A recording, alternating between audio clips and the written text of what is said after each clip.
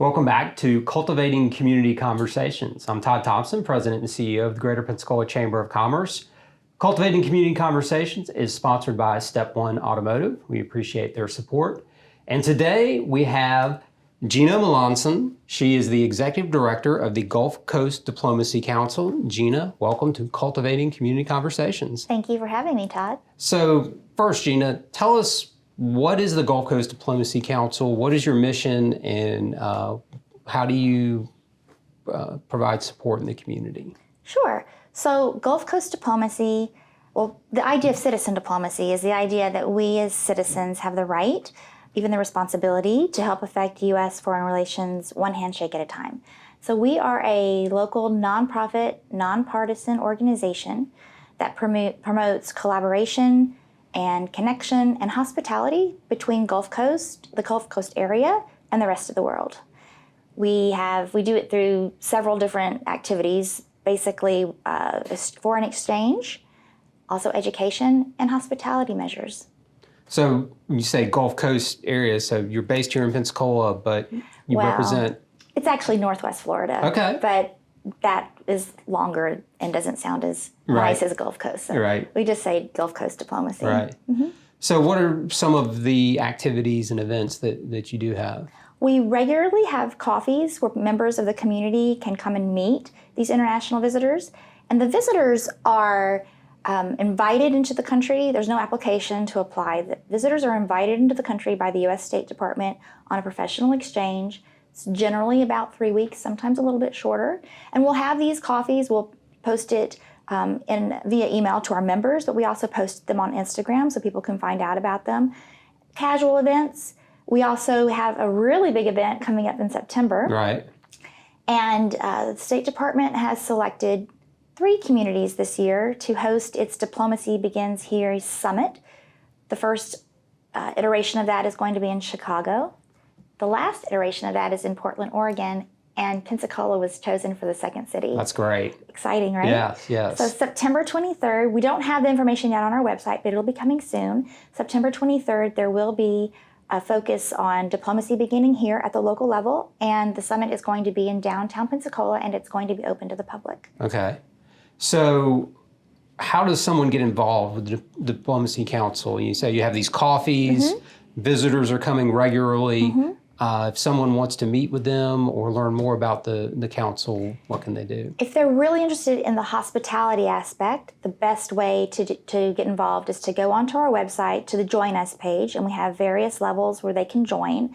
And that way it ensures that they're on our newsletter list and my email blasts. Right. So we don't have a regular monthly meeting, but I will put out information about who's coming into town this month, and you can find out who's there. If you are a professional in the community, 2 ways to do it. You can go to our upcoming visitors and dates of note page on the website, and you can see who's coming in, the general topic that they're covering. And if you think that matches with you, then reach out to me. Give me a few weeks notice so I can try to work you into the agenda. Reach out to me and say, hey, I'd like to learn more, and this is what I have to offer. And if we can't get you into a specific appointment just with you, then we can invite you to a coffee. Another way to do it is just to reach out to me and say, I don't know if you're ever going to have a visitor that is focused on, you name it, the arts, entrepreneurship, cybersecurity, who speaks French, German, Arabic, whatever your thing is. Right. Like your family heritage is Greek and you want to meet Greeks who come into the country, just let me know and I'll put you on a list. We have a database where we keep track of that, and we will reach out to you if it's a good fit. Right. So there are lots of opportunities.